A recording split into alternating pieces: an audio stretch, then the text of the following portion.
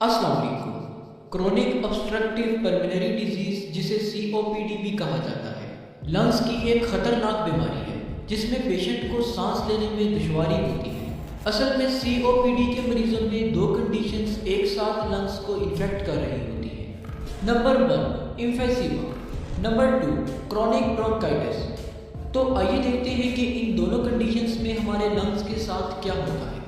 Chronic bronchitis, हमारे lungs में tube like Airways मौजूद होते हैं जिनसे होते हुए सांस हमारे लंग्स में दाखिल होती है और फिर इन्हीं एयरवेज के रास्ते बाहर भी निकलती है।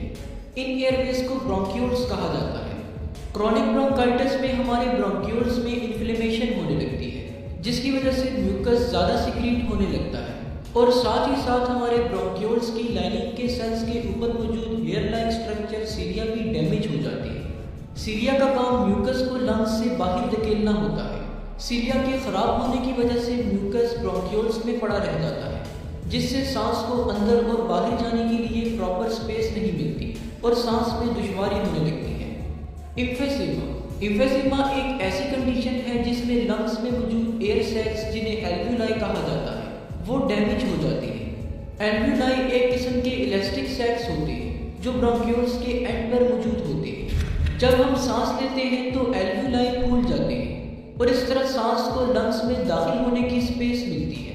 फिर जब हम सांस बाहर निकालते हैं तो ये एल्वियोलाई रिलैक्स कर जाते हैं और सांस को बाहर धकेल देते हैं। ये बिल्कुल इसी तरह होता है जैसे हम बैलून में हवा भरते हैं तो वो फूल जाता है और जब होल से हाथ हटाते हैं तो इलास्टिक होने की वजह से बैलून अपनी असल हालत में आ जाता है और हवा बाहर निकल जाती है।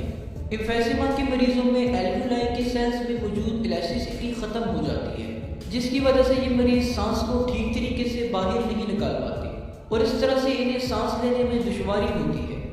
अगर किसी शख्स में ये दोनों कंडीशंस एक साथ पाई जाए तो ऐसे लोगों को क्रोनिक ऑब्स्ट्रक्टिव पल्मोनरी डिजीज यानी COPD का मरीज माना जाता है।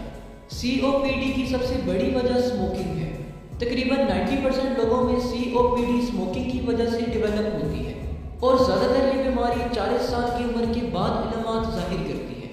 हम जानते हैं कि सिगरेट में बहुत सारे हार्मफुल केमिकल्स पाए जाते हैं और जब हम सिगरेट पीते हैं तो ये केमिकल्स आहिस्ता आहिस्ता हमारे लंग्स के एल्वियोलाई और ब्रोंक्यूल्स को डैमेज करते जाते हैं जिससे फिर COPD की मर्ज लगती है। स्मोकिंग के अलावा कुछ और वजूहात से भी COPD हो सकती है जैसा कि एयर पोल्यूशन और अल्फा-1 एंटीट्रिप्सिन प्रोटीन की कमी भी COPD कॉज कर सकती है। COPD को डायग्नोज करने के लिए चेस्ट एक्सरे, CT स्कैन और स्पेरोमेट्री टेस्ट परफॉर्म किया जाता है। स्पेरोमेट्री टेस्ट में मरीज एक डिवाइस की ट्यूब में जोर जोर से सांस लेता है जिसको देखकर डॉक्टर ये तयन करता है कि इस शख्स के लंग्स किस हद तक डैमेज हो चुके हैं। अब अगर ट्रीटमेंट की बात की जाए तो COPD को ट्रीट नहीं किया जा सकता लेकिन इसे मजीद खराब होने से बचाने के लिए स्मोकिंग से परहेज और कुछ मेडिसिन जैसे कि कॉर्टिकोस्टेरॉइड्स और इनहेलर्स वगैरह दिए जाते हैं। तो होप सो इस वीडियो से आपको COPD के बारे में कुछ ना कुछ ज़रूर नया जानने को मिला होगा। चलिए